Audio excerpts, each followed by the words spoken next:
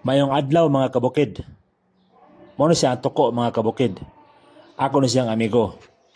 Tutuki lang iyang dagway mga kabukid. Inanimi ka close mga kabukid.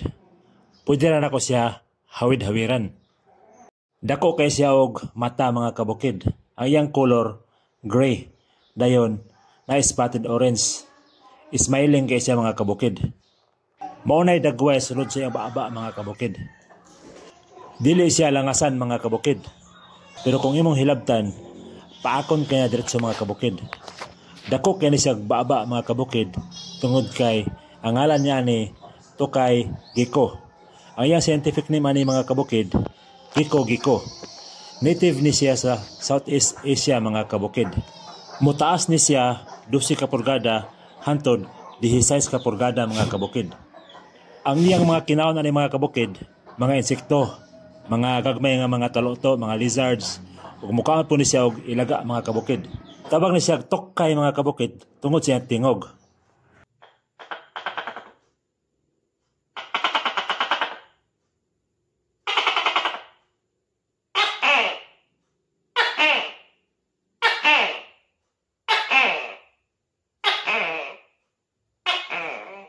Ang pagdungog sa Pilipino mga kabukid, toko. Sa uban nga isang country, Tukay. Kung ang toko mangitlog mga kabukid, ilan ang iglo sa bisan asa nga dapit nga suok-suok. Mo na lang style pag itlog mga kabukid para dili mahulog ang ilang itlog. Kaning toko mga kabukid, mangloro pud ni sila. Sa gamay pa ni sila, mangloro ni sila kaisa sa semana. Karon dako na ni nga toko mga kabukid, mangloro na lang ni siya halos kaisa sa kabulan. Makita na to mga kabukid nga nagkapalak-palak na iyang lawas kaya nagsugod na siya og pangloro. Dayon magluya na sila mga kabukid. Pag human nila og pangloro mga kabukid, kana ilang mga panit nga nilorohan, ila ra pud ang kaunon para makarecover sila og bitamina ug nutrients silang lawas. Kani ilang pagpangloro mga kabukid, mao na siya ang proseso sa ilang pagdako. Pero ang ilang pagpangloro mga kabukid, palak-palak, dili pareha sa halas nga hulos gud tibok lawas. Ang tawag ani sa ilang pagpangloro mga kabukid, ecdysis. Akong gibahugan ang tuko mga kabukid. Ug nabantayan nako nga hinay-hinay pag-ayo ang iyang lihok.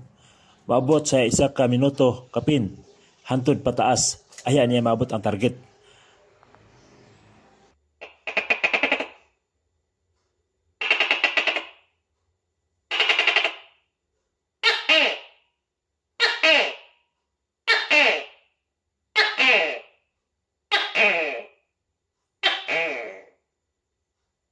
Daghang salamat sa pagtanaw ug hinaot nga nakahatag dugang pagtulunan sa adlaw-adlaw niyong panginabuhi.